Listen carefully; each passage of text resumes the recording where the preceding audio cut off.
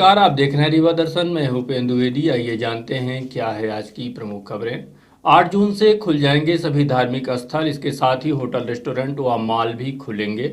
Police control room में आयोजित की गई समीक्षा बैठक, एसपी समेत जिले भर के अधिकारी रहे मौजूद। नाले की सफाई बनी स्थानीय लोगों के लिए मुसीबत। नगर निगम द्वारा नाले की सफाई के बाद गंदगी सड़क पर छोड़ दी गई। कोरोना संक्रमण से बचाव को लेकर स्व सहायता समूह की महिलाओं का अनोखा प्रयास। महिलाएं बना रही हैं फेस शील्ड। और WHO एवं ICMR के मुताबिक अभी तेजी से बढ़ सकता है कोरोना का संक्रमण। इन खबरों को आगे हम विस्तार से देखते हैं।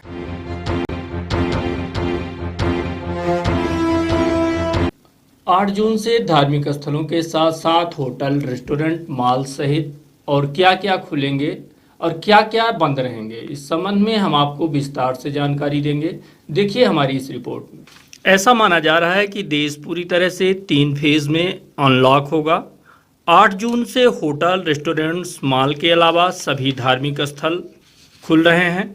वहीं कंटेनमेंट जोन में 30 जून तक लॉकडाउन जारी रहेगा। ऐसा माना जा रहा है कि पहले फेज में धार्मिक स्थल, होटल, रेस्टोरेंट के साथ शॉपिंग मॉल खोले जा रहे हैं। दूसरे फेज में जुलाई में school, college, education, training centre के साथ साथ कोचिंग इंस्टीट्यूट पर फैसला किया जाएगा।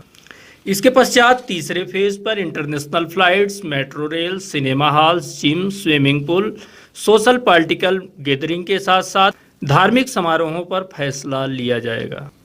पुलिस कंट्रोल रूम में आयोजित की गई समीक्षा बैठक। लॉकडाउन के पश्चात रविवार को पुलिस कंट्रोल रूम में आपराधिक गतिविधियों को लेकर समीक्षा बैठक आयोजित की गई।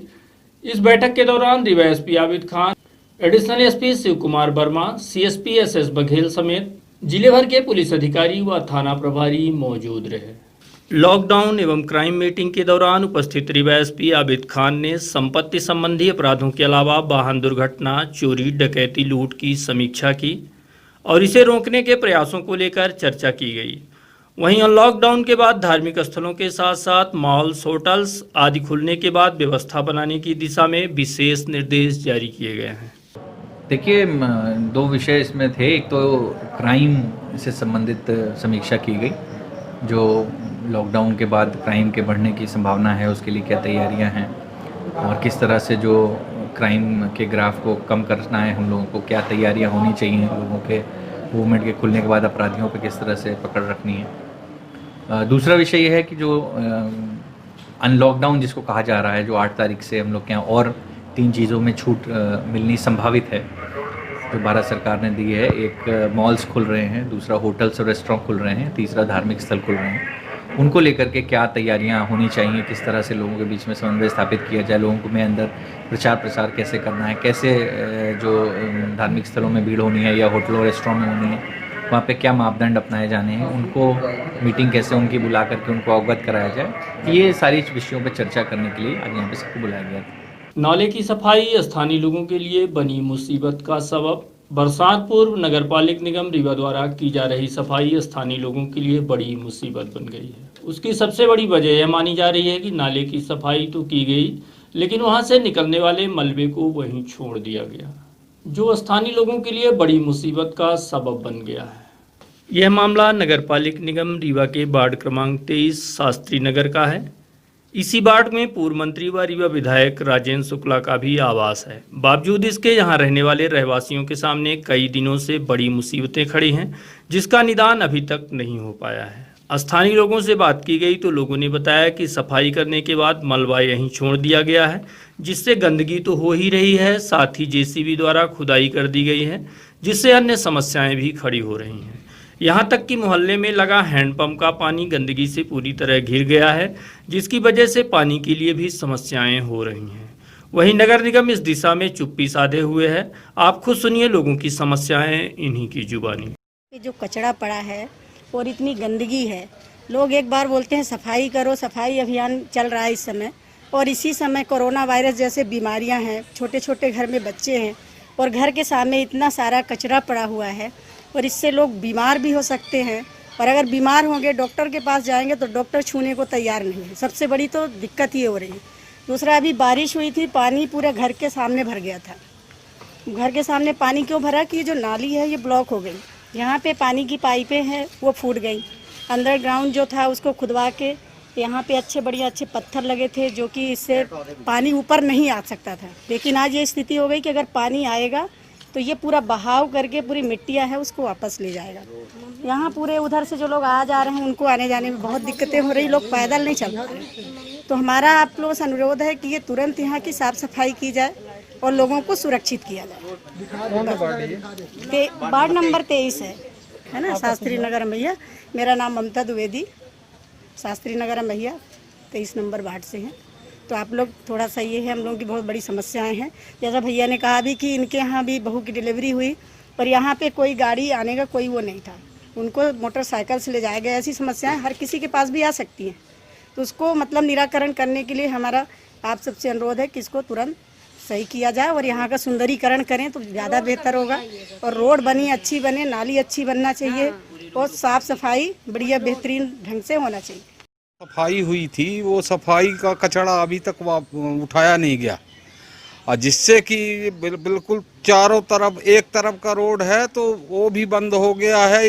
ये मोहल्ला वाले कम से कम 1000 आदमी मतलब निकलने के लिए, आने जाने के लिए, कोई रात बिरात बीमार हो जाए उसके लिए कोई आने जाने का साधन नहीं, और ना कहीं रोड है। रोड देखिए उधर कचरा कितना पड़ा हुआ है रोड में, उसको नगर निगम प्रशासन जो है उठाने के लिए नहीं वो कर रहा। कितने दिनों से कचरा पड़ा हुआ है? ये 15 दिन हो गया। और ये जो हैंड पंप लगा हुआ है चालू हालत में है? ये चालू हालत में, इसमें और कचरा डाल दिया गया और उसमें जो पानी नल पूरे जेसीबी आई है, नल तोड़ दिया है, हैंड पंप भी नहीं है, पूरा रोड खराब कर दिया। ये कौन सा वार्ड है? ये 23 वार्ड है। मंत्री जी का वार्ड है? मंत्री जी का वार्ड है। राजेंद्र शुक्ला जी इस वार्ड से मतलब वार्ड के वो हैं। नगर निगम के कोई कर्मचारी नहीं आए, अधिकारी यहाँ? नगर निगम के अधिकारी आए थे तोड़ने से पहले, फिर ये तोड़ने के बाद तो कोई आया ही नहीं, न दिखाई दिया। आपका शुभ नाम? मेरा नाम राजेश शुक्ला है और ये अमहिया में रहता हूँ और यही मेरा घर है। अभी हमारी मतलब बहू का डिलीवरी हुआ था, उसके लिए कोई एम्बुलेंस का कोई व्यवस्था नहीं किया गया, ना एम्बुलेंस आ पाई। मोटरसाइकिल से लेके गए डिलीवरी के लिए। भर नहीं पा रहे हैं, ये कचरा पड़ा हुआ है और यही हैंडपंप सहारा है पब्लिक का, यहाँ के मोहल्ले के निवासियों का। और यहाँ पास कचरा पड़ा है, बताइए कहाँ कैसे पानी भरा जाए।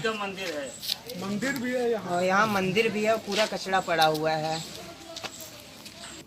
कोरोना से बचाव करने की दिशा में स्व सहायता समूह की महिलाओं ने रचा इतिहास। वैश्विक महामारी कोरोना वायरस से बचाव को लेकर मध्य प्रदेश डे राज्य ग्रामीण आजीविका मिशन के तहत कोरोना संक्रमण से रोकथाम की दिशा में स्व सहायता समूह की सैकड़ों महिलाओं ने शासन प्रशासन का जो सहयोग किया है वह काबिले तारीफ है। आपको बता दें कि स्व सहायता समूह की महिलाओं ने कोरोना से लड़ने की दिशा में लाखों की तादाद में फेस मास्क बनाने के अलावा सैनिटाइजर व फेस शील्ड का निर्माण करके शासन प्रशासन का तो सहयोग किया ही है, साथ ही स्व सहायता समूहों की आमदनी में भी तेजी से इजाफा हुआ है। समाज की सेवा के लिए तो यह एक अच्छा संदेश माना ही जा रहा है, साथ ही साथ गांव में महिलाओं को स्वावलंबी बनाने की दिशा में भी एक अच्छा प्रयास माना जा रहा है। महिलाओं को स्वावलंबी बनाने एवं उनकी आर्थिक स्थिति को सुधारने की दिशा में मध्य प्रदेश डे राज्य ग्रामीण आजीविका मिशन बेहतर कार्य कर रहा है। खास करके इस कोरोना महामारी काल में इससे निजात पाने की दिशा में जिला पंचायत सीईओ अर्पित वर्मा एवं डीपीएम अजय सिंह के मार्गदर्शन व दिशा निर्देशन पर रीवा जिले में 57 स्व सहायता समूहों द्वारा मास्क, सैनिटाइजर व फेस शील्ड बनाने का नायाब कार्य किया जा रहा है, जिससे इस महामारी से लड़ने में बड़ी सहायता तो मिली ही, साथ ही स्व सहायता समूहों की आमदनी में भी बड़ा इजाफा हुआ है। और इस कार्य को करने वाली समूह की तमाम महिलाएं समाज को एक बड़ा सकारात्मक संदेश दे रही हैं। इस कार्य को अंजाम तक पहुंचाने वाली स्व सहायता समूह की कुछ महिलाओं से हम आपको रूबरू करा रहे हैं, जो स्वयं आपको बताएंगी कि वो कैसे इस कार्य को अंजाम तक पहुंचा रही हैं और इससे उनको और समाज को क्या लाभ हुआ है। नमस्कार, मेरा नाम आशा सिंह है। मैं लक्ष्मी स्व सहायता समूह की सदस्य हूँ और रीवा जिले से हूँ, रीवा विकास खंड से। हमारे समूहों के द्वारा ये 35,000 करीब मास्क बनाए गए हैं और 250 लीटर सैनिटाइजर हम लोगों ने बनाकर ग्राम पंचायत एवं कई बैंकर्स को और अन्य विभागों को भी हम लोगों ने भेज चुके हैं। और ये 250 फेस शील्ड इनको हम लोगों ने बना के दे दिए हैं और ये अभी हमें ऑर्डर मिला था जो हम अभी बनाकर यहाँ रखे हुए हैं। ये फेस शील्ड क्या है, इसका क्या ये फेस शील्ड रहता है कि इसको लगाने से सामने मास्क रहता है अंदर, और जैसे हम ये अभी बनाए हैं, इसमें तो पहले हम लोगों ने नवाचार करते हुए ये बनाया था फेस शील्ड। तो इसमें क्या हुआ कि जो हम दिए लोगों को, बैंक और एक डॉक्टर हैं राकेश पटेल करके, उनको दिए तो उनका सजेशन था कि ये थोड़ा सफोकेशन होता है। तो इनमें फिर हम लोगों ने ये फोम, तो इसमें हमें 2 रुपए की लागत बढ़ाकर इसको हमने ये फोम लगा दिया। तो इसको ये फोम अगर लगा रहता है इसमें फेस शील्ड में, इसको लगाने से सफोकेशन नहीं होता, ये थोड़ा फेस से दूर ये रहता है। इसको अपने फेस के अनुसार इसको हम लोग सेट कर लेते हैं और लगाते हैं। कोई भी काम करते हैं, जैसे रोड में हमारी पुलिस विभाग को हम लोगों ने दिया तो उन लोगों ने बताया कि बहुत अच्छा रहता है। हम लोग रास्ते में रहते हैं, चौराहे में रहते हैं, रात दिन ड्यूटी करते हैं जैसे, तो ये सामने से वायरस वगैरह का डर खतरा बहुत कम समझ में आता है। तो इसको हम लोगों ने यही नवाचार करते हुए थोड़ा सा बदल के इसको सप्लाई किया। तो करीब 250 के हम लोगों ने ऑर्डर थे उपलब्ध करा दिए, और ये करीब 250 ऑर्डर थे जो हम ये अभी रखे हुए हैं। अभी हमारे जो ग्राहक हैं वो भी आएंगे, इनको हम लोग अभी भेजेंगे। ये हम लोगों ने बैंक में दिए हैं और प्राइवेट अस्पतालों में दिए हैं और शासकीय हॉस्पिटल में दिए हैं, राजस्व विभाग में भी दिए हैं, और ये पुलिस विभाग में हम लोगों ने सप्लाई किया ये फेस शील्ड को। अब मास्क को तो हम कई विभागों में दे चुके हैं। ग्राम पंचायत तो खासकर हम लोगों ने बहुत वितरण किया है सैनिटाइजर के साथ और मास्क, और इसको हम सिर्फ 4 ही विभागों में दिए। पुलिस मास्क कितना बना चुके हैं अभी आप? हम लोगों ने यहाँ 35,000 मास्क हमारे गांव में बन चुका है। जो हमारी ग्राम पंचायत जोरी है, इसमें हम लोगों ने 35,000 फेस इसको बना के लोगों को उपलब्ध करा चुके हैं। बताइए। नमस्ते, मेरा नाम शिव कुमारी कुशवाहा है। मैं ग्राम जोरी से रहने वाली हूँ, रीवा जिले की। हम लोग ये कोरोना वायरस से बचने के लिए मास्क बनाने का कार्य कर रहे हैं।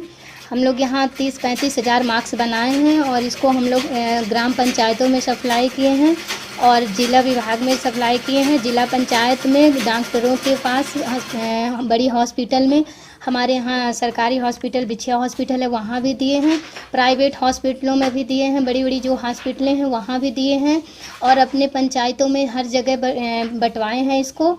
और अपने मनरेगा के तहत जो मज़दूर होते हैं उनको भी ये सप्लाई किया है। और ये फेस कवर मास्क भी हम लोग बनाना शुरू कर दिए हैं। इसमें 600-700 मास्क हम लोग बांटे हैं इसको भी, और इससे ज़्यादा ये मास्क से ज़्यादा सुविधा इसमें मिल रही है, इसलिए हम लोग को फिर से ऑर्डर मिला है कि हम लोग ये मास्क फेस कवर मास्क बनाना शुरू कर दें ये वाले। इससे जो मास्क लगाए रहते हैं तो अभी नाक और मुंह से धूल नहीं जाती थी, लेकिन पूरा फेस नहीं कवर होता था। तो हम लोग का कहना था कि थोड़ी सी न्यूज़ मिली तो हम लोग पूरा फेस कवर मास्क बनाना शुरू कर दिए, और हम लोग इस तरह मास्क बनाना शुरू किए ताकि हमारा पूरा फेस धूल मिट्टी से भी ढका रहे, और सामने वाला जो बोलते हैं, बात करते, छुआछूत से तो ये बीमारी होती है। तो हम लोग दूर और 1 मीटर की दूरी भी बना के रखते हैं इसमें। हमारे यहाँ 12 महिलाएं आजीविका मिशन से मिलके जोरी गांव की महिलाएं मास्क बनाने का काम करती हैं, और पूरे ज़िले में सर हम लोग 3.5 से 4 लाख मास्क बना के वितरण किए हैं सर। और हमारी स्व सहायता समूह की ही महिलाएं बना के मास्क का वितरण कर रही हैं, जिससे मंत्री लोग बहुत खुश हुए हैं। और हम लोग बात भी किए हैं उनसे, भेज में मतलब मोबाइल द्वारा बात भी हुई हम लोग की, और वो बहुत खुश है। और हम लोग चाहते हैं कि अपने देश को बचाने के लिए और ये महामारी से बचने के लिए मास्क का उपयोग अच्छे से करेंगे। और सैनिटाइज़र का भी उपयोग करते हैं सर। हम लोग 600-700 लीटर सैनिटाइज़र बना के वितरण किए हैं, जो मनरेगा और पंचायतों में सबसे ज़्यादा वितरण किए हैं सर। ये जो तैयार करती हैं आप लोग, इसको मटेरियल्स कैसे उपलब्ध होता है? ये हम लोग खुद खरीदते हैं सर, विभाग से हम लोग को मिलता है, हम लोग सिर्फ बना के इसको देते हैं। तो अपन लोग की जो लागत आती है इसमें, तो सर अलग अलग लागत में, जैसे पन्नी का अलग रहता है, कपड़े का अलग रहता है और इसका अलग रहता है। तो अपन लोग अलग रेट में बनाते हैं और फिर इसको वितरण करते हैं। तो सरकारी रेट रहता है सर, इसका 20 रुपये है। मास्क की क्या कीमत रखते हैं? मास्क की सर हम लोग को लागत आती है उसमें 8 रुपये और 10 रुपये सरकारी रेट है जो हम लोग मनरेगा के तहत पंचायतों में देते हैं। वहीं हमने इस पूरे कार्य को अंजाम देने में लगी इन महिलाओं की जरूरतों को पूरा करने समेत देखरेख व व्यवस्थाओं में जुटे ग्रामीण आजीविका मिशन के विकास खंड प्रबंधक इदरीस खान से बात की तो उन्होंने बताया कि अभी तक में लगभग 3.5 लाख मास्क स्व सहायता समूह की महिलाओं द्वारा बनाए जा चुके हैं। इस कार्य के लिए 300 से अधिक महिलाएं 57 समूहों के माध्यम से कार्य कर रही हैं। वहीं जोरी स्थित स्व सहायता समूह ने तो इन सबसे आगे निकलकर फेस शील्ड भी तैयार कर लिया है, जिसकी बड़ी मांग है और इस कार्य की बड़ी सराहना भी हो रही है। हमारे जिला पंचायत रीवा के मुखिया जिला पंचायत सीओ महोदय श्री अर्पित वर्मा के मार्गदर्शन पर और हमारे डीपीएम जिला परियोजना प्रबंधक आजीविका मिशन श्री अजय सिंह जी के मार्गदर्शन पर इस कोरोना महामारी में स्व सहायता समूहों की महिलाओं द्वारा बहुत ही अनेकों उत्कृष्ट कार्य किए गए हैं। सबसे पहले हमारे स्व सहायता समूहों द्वारा काटन कपड़े के बने हुए मास्क बनाए गए हैं। पूरे रीवा ज़िले में हमारे स्व सहायता समूह की महिलाओं द्वारा लगभग 3.5 लाख कॉटन के मास्क बनाकर वितरण अन्य संस्थाओं में, अस्पतालों में, ग्राम पंचायतों में, जनपद पंचायतों में और जिला पंचायतों में वितरण कर चुके हैं। और हमारे स्व सहायता समूह की महिलाओं द्वारा सैनिटाइज़र, होममेड सैनिटाइज़र बनाया गया है जो 600-700 लीटर अन्य संस्थाओं में वितरण किए जा चुके हैं। इसके अलावा हमारे समूह की महिलाओं द्वारा फेस शील्ड भी का निर्माण किया गया है और 12 से 1300 लगभग 1300 फेस शील्ड जो है अन्य संस्थाओं में, डॉक्टरों, अस्पतालों में और बैंकों में, पुलिस विभाग में, कई जगह राजस्व विभागों में कई जगह वितरण किया जा चुका है। इससे हमारे जो गरीब महिलाएं थी स्व सहायता समूह की, उनकी आय में बहुत वृद्धि हुई है। इस कोरोना महामारी में हमारे स्व सहायता समूह की महिलाओं ने बहुत उत्कृष्ट कार्य किया है और 2 लोगों को बचाया भी है। मास्क भी आपूर्ति के समय में मास्क का वितरण किया है। दुकानों में एक समय ऐसा आया था कि मास्क मिलना बंद हो गया था, लेकिन हमारे स्व सहायता समूह की महिलाएं आगे आई और खुद अपने घर में मास्क बनाई और मास्क बनाने के बाद पूरे मास्क की आपूर्ति की हैं। पूरे ज़िले में इसकी आपूर्ति हुई है और इससे आमदनी भी दुगनी हुई है समूह की महिलाओं की। जो गरीब महिलाएं थी वो घर बैठे 8 से 10 हज़ार रुपये महीना उनकी आमदनी मास्क और अन्य सैनिटाइज़र और ये फेस शील्ड में हुई है। WHO और ICMR के मुताबिक अभी तेजी से बढ़ सकता है कोरोना संक्रमण। यह बात करते हुए बताया डॉक्टर मनोज इंदोलकर ने। वर्तमान में कोरोना संक्रमित मरीजों की संख्या रीवा में तेजी से घटी है। मेडिकल कॉलेज में 19 कोरोना संक्रमित मरीजों का इलाज चल रहा था, जिसमें अब महज 1 मरीज और बचा है, जिसका अभी भी इलाज चल रहा है। वहीं अब तक में 3 लोगों की मौत भी हो चुकी है। इसके बाद भी ऐसा माना जा रहा है कि अभी आगे यह महामारी और तेजी से बढ़ने वाली है। ऐसी स्थिति में कफ, कोल्ड और फीवर वाले ज़्यादा से ज़्यादा लोग अस्पताल पहुंचकर अपनी जांच करा लें। विश्व भर में फैली कोरोना वायरस जैसी घातक महामारी बहुत तेजी से भारत में भी पैर पसार रही है। आगे भी इसका असर और अधिक होने की संभावना WHO और ICMR द्वारा जताई जा रही है। इस संबंध में श्याम शाह मेडिकल कॉलेज के मेडिसिन विभाग में पदस्थ डॉक्टर मनोज इंदोलकर से रीवा दर्शन न्यूज चैनल ने बात की तो इन्होंने विस्तार से इस संबंध में जानकारी दी और अपील की है कि खांसी, बुखार और कफ से पीड़ित लोग अस्पताल पहुंचकर अपना जांच करा लें। संजय गांधी अस्पताल में वर्तमान में 2 पेशेंट हैं जो पॉजिटिव भर्ती है और उसमें जो एक पेशेंट है वो निमोनिया से ग्रसित है। उसकी आज काफ़ी अच्छी स्थिति में है। वो 8 टेस्ट भेजी हैगी। अगर आज रिपोर्ट आ जाती है तो कल हम लोग उसको डिस्चार्ज कर पाएंगे। और एक पेशेंट है जो जिसकी 1 तारीख को पॉजिटिव आई थी, वो भी स्वस्थ है और उसको हम 11 या 12 तारीख के आसपास उसको उसकी जांच करके उसको डिस्चार्ज कर देंगे। तो अभी दोनों स्वस्थ है। ये जो एक पेशेंट था जो निमोनिया का था, ऑक्सीजन पे था, अभी 2 दिन से ऑक्सीजन हट गई है। 1 दिन आज और देख लेंगे। अगर आज उसको कोई तकलीफ नहीं हुई तो कल उसको फिर छुट्टी कर देंगे। तो अभी तो अपने वर्तमान में स्थिति काफ़ी अच्छी है और कोई नए पेशेंट भी अभी वर्तमान में भर्ती नहीं हुए हैं। तो जांच को लेके लोगों के लिए क्या है कि हम लोगों ने एक फ्लू और फीवर क्लिनिक है, पिछले 3 महीने से हम लोग चला रहे हैं। अभी कुछ दिनों से देखने में आ रहा है कि फ्लू क्लिनिक में लोग काफ़ी कम संख्या में आ रहे हैं। तो मेरा लोगों से निवेदन है कि किसी को भी कफ कोल्ड फीवर हो तो तत्काल हमारा जो सेवा संकल्प में फ्लू क्लिनिक फीवर क्लिनिक चल रहा है, वो हमारे 2 डॉक्टर, पीडियाट्रिशियन और नर्सेस, वार्ड बॉय वहाँ रहते हैं, वो अपनी टेस्ट कराएं। वहाँ पर हमारा नाक कान गला विभाग की तरफ से एक डेस्क लगा है जिसमें वो सैंपल लेते हैंगे। तो मेरा सभी लोगों से निवेदन है कि किसी को भी अपने घर में, घर के आसपास में किसी को भी इस तरह की तकलीफ हो तो हम लोग वहाँ पर जांच के लिए जो कोविड-19 RT-PCR टेस्ट है वो कर रहे हैं। तो अगर वो आपके घर में या घर के बाहर में कोई भी बाहर से व्यक्ति आया है तो उन लोगों की भी अगर हमको जानकारी हो तो हम उन लोगों के भी टेस्ट कर पाएंगे। अभी जानकारी के अभाव में हम लोगों को ये अभी अधिक से अधिक जानकारी नहीं मिल पाती है। ऐसी परिस्थिति में कभी कभी हमारी जांचें हो सकता है कम, तो हम लोग भी अपनी तरफ से डाटा जुटाने की कोशिश कर रहे हैं और अधिक से अधिक जांच करने की कोशिश कर रहे हैं। सर, अभी तक मेडिकल कॉलेज में कितने नंबर ऑफ केस जो थे वो कितने टोटल थे? टोटल 19 केस थे। अब उसमें 17 में से 3 की डेथ हो गई थी, बाकी सभी डिस्चार्ज हो गए। 2 जो पूर्व में 2 प्रिजनर आए थे शुरू में इंदौर से यहाँ पर, उनको हमने वापस कोर्ट के आदेश के अनुसार 2 केसेस को भोपाल के लिए रिफ़र किया था और इसके अलावा 2 केस हैं जो कि जल्दी ही डिस्चार्ज हो जाएंगे। अभी जो वर्तमान की स्थिति है उसमें नए केसों को आने का और जो रिकवरी है उसमें किस तरह का डिफरेंस देखने को मिल रहा है?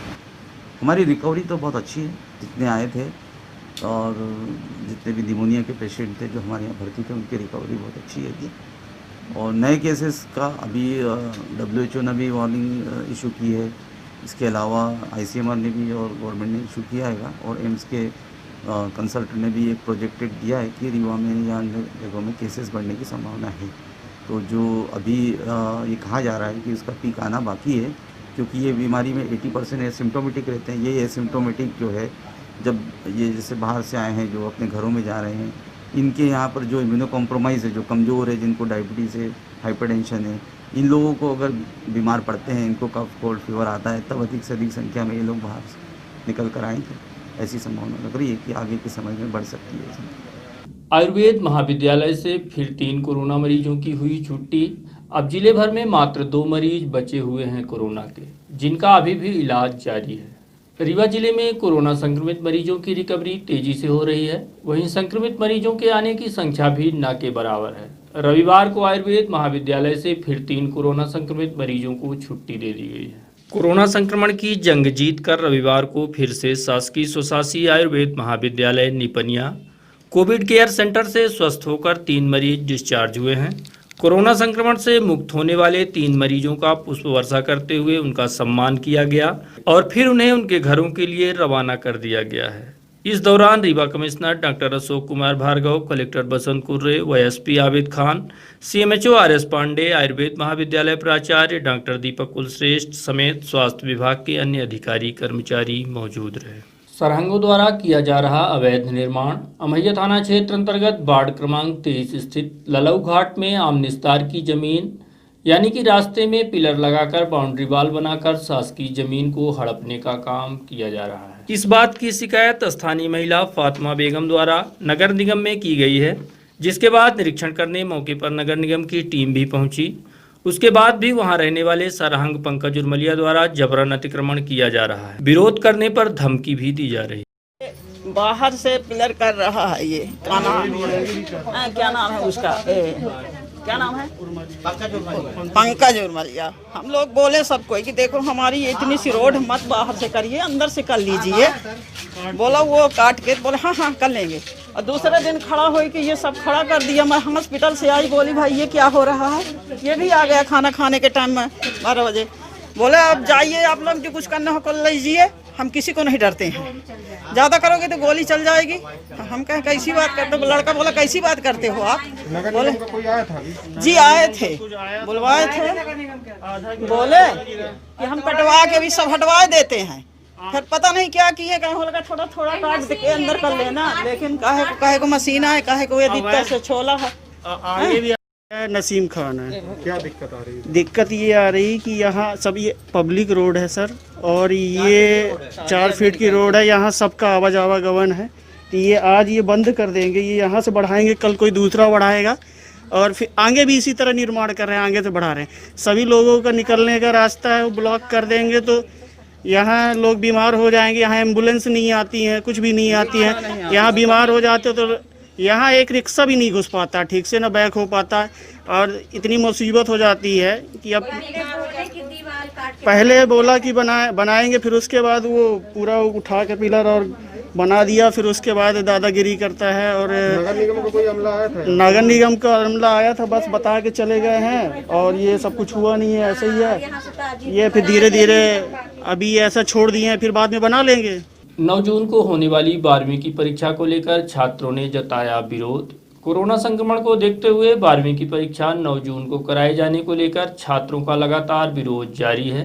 छात्रों ने मांग की है कि महामारी से बचाव को मद्देनजर रखते हुए 12वीं के छात्रों को जर्नल प्रमोशन दिया जाए, जिससे छात्र इस महामारी से बच सकें। विगत दिनों रीवा में 12वीं के छात्रों ने कलेक्ट्रेट कार्यालय पहुंचकर इस दौरान परीक्षा कराए जाने का विरोध जताया था।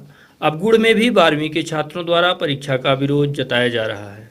छात्रों की मांग है कि संक्रमण से बचाने इन्हें या तो परीक्षा की डेट बढ़ाई जाए या फिर जर्नल प्रमोशन दिया जाए। हमारा नाम विकास कुमार पांडे है। हम जो हमारी परीक्षाएं की डेट मतलब क्लियर हुई है, उनसे हम संतुष्ट नहीं है, इसीलिए हम सभी छात्र जो हैं वो डेट को आगे बढ़ाने या फिर जनरल प्रमोशन के लिए यहाँ मार्क करने के लिए आए हैं शिवराज मावल। हम जनरल प्रमोशन इसलिए चाहते हैं क्योंकि अचानक हम लोगों को डेट पर बताई गई है, और जिसमें हम लोगों को ये मतलब क्या है कि गुड़ में ना तो लैब है कोई, न रीवा में लैब है, तो अगर हम लोगों को कोरोना जैसी कोई बीमारी हो जाती है तो उसका जिम्मेदार कौन? देना भी जो चाहते हैं वो कुछ डेट बढ़ जाए, या तो फिर जनरल प्रमोशन के लिए हम मांग उठाएंगे। अभी 20 बच्चे हैं, आने वाले टाइम में 50, 100, 200, 5 हजारों की संख्या में हम लोग ये मांग उठाएंगे, और हमारी मांगे जारी रहेंगी। सरकार का हम विरोध जैसे अभी कर रहे हैं, आगे आने वाली टाइम में उससे ज्यादा भी विरोध कर सकते हैं, और सरकार को बता सकते हैं कि स्टूडेंट पावर क्या होती है।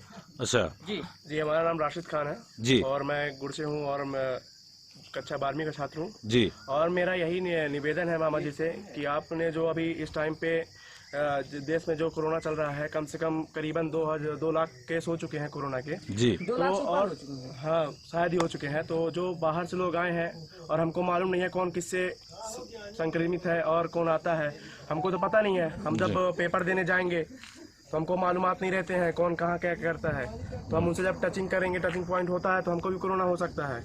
और जो बच्चे जो हमारे साथ हैं वो भी डरे हुए हैं, पेपर भी देना चाहते हैं जो लोग, तो वो डरे हुए हैं इससे, और हमको समय भी नहीं मिल रहा है। हम लोग तो यूथ है, हम लोगों को एक बार हमारी इम्यूनिटी सिस्टम सही है, और जो हमारे घर में बूढ़े हैं, बच्चे हैं, उनको जाके हम जब टच करेंगे तो उनका तो ये सब नहीं है ना, वो तो कमजोर है ना, उनको तो जाके हम टच कर देंगे। हमारा तो सही है, हम तो ठीक है, हम खाएंगे पियेंगे, हमारा तो सही हो जाएगा। जी आप?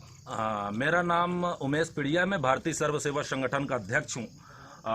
जो अभी प्रशासन की परीक्षाओं के लेके गाइडलाइंस आई हैं, उस हमारे जो विद्यार्थी हैं वो इसका विरोध करते हैं, और इनके पूरी तरह से भारतीय सर्व सेवा संगठन इनका सपोर्ट करता है, इनके विरोध का, क्योंकि ये वाजिब है। क्योंकि हमारे प्रशासन जब से हमारे क्षेत्र के बाहर फंसे हुए व्यक्ति को यहाँ आने के लिए कहा है, और वहाँ से ज़्यादा संख्या में यहाँ पहुँच रहे हैं, उसका कारण है कि यहाँ पे गुड़ पे कोई जांच लैब नहीं है इसका, इसलिए ये नहीं पता चल पा रहा है कि कौन संक्रमित है कौन संक्रमित नहीं है। उसी बीच में कोई भी स्टूडेंट आके साथ में अगर इनके साथ में पेपर देता है और वो संक्रमित है और इनको भी संक्रमित करता है, तो ये तो अच्छा नहीं है। इसीलिए भारतीय सेंटर मान लीजिए गुड़ में है और दूर से आते हैं, उनके लिए वाहन अगर नहीं है, गाड़ी वाहन नहीं है, इसीलिए भारतीय सर्व सेवा संगठन इसका पूरा विरोध करती है कि प्रशासन से मांग करती है कि इनका जनरल प्रमोशन देके आगे बढ़ाया जाए, या कि इनको डेट आगे बढ़ाया जाए। इसका हम कल एसडीएम साहब के पास इसका ज्ञापन देंगे, और हम चाहेंगे कि प्रशासन इसमें पूरी तरह से जो है छात्रों के हित में कार्य करे और इनकी सुरक्षा को ध्यान में रख के कार्य करे, है ना। बस हम यही मांग करते हैं। छात्र यूनियन जिंदाबाद जिंदाबाद जिंदाबाद छात्र यूनियन जिंदाबाद जिंदाबाद जिंदाबाद कार्मिकों प्रमोशन दो प्रमोशन दो प्रमोशन दो कार्मिकों प्रमोशन दो प्रमोशन दो प्रमोशन दो हमारी मांगे पूरी करो पूरी करो पूरी करो हमारी मांगे पूरी करो पूरी करो पूरी करो। सोशल मीडिया में तेजी से वायरल हो रहा बघेली गीत जो कि मुस्कुराएगा इंडिया की तर्ज पर गाया गया है। इस गीत के माध्यम से कोरोना संक्रमण से जीतने का संदेश बघेली गीत के माध्यम से दिया गया है। इस गीत को युवा एकता परिषद के लिए गायक अभिषेक रसिक द्वारा गाया गया है। तो पेश है यह बघेली गीत।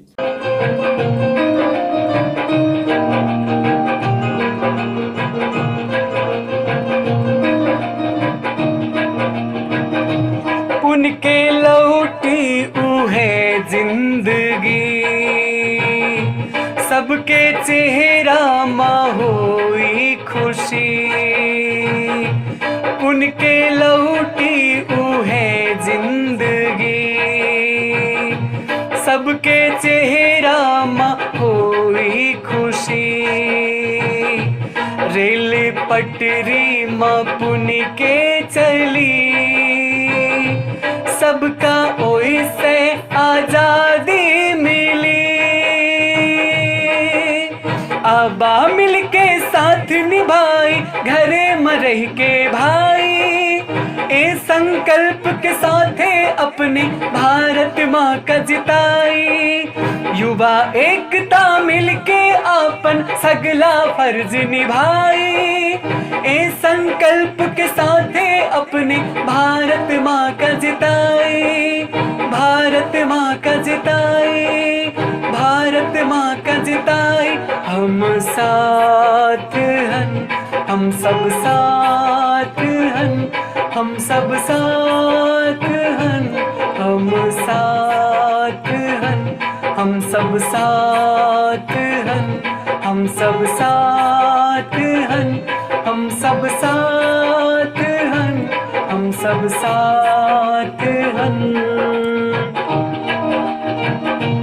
वंदे मातरम वंदे मातरम।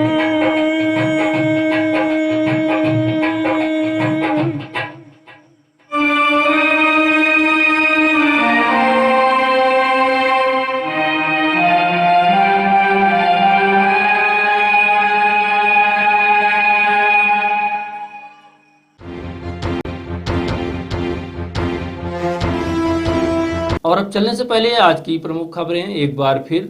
8 जून से खुल जाएंगे सभी धार्मिक स्थल, इसके साथ ही होटल, रेस्टोरेंट व मॉल भी खुलेंगे। पुलिस कंट्रोल रूम में आयोजित की गई समीक्षा बैठक, एसपी समेत जिले भर के अधिकारी रहे मौजूद। नाले की सफाई बनी स्थानीय लोगों के लिए मुसीबत, नगर निगम द्वारा नाले की सफाई के बाद गंदगी छोड़ी गई सड़क। कोरोना संक्रमण से बचाव को लेकर स्व सहायता समूह की महिलाओं का अनोखा प्रयास, महिलाएं बना रही हैं फेस शील्ड। और WHO एवं ICMR के मुताबिक अभी तेजी से बढ़ सकता है कोरोना का संक्रमण। तो ये थी आज की प्रमुख खबरें। देखते रहिए रीवा दर्शन, दीजिए हमें इजाजत, नमस्कार।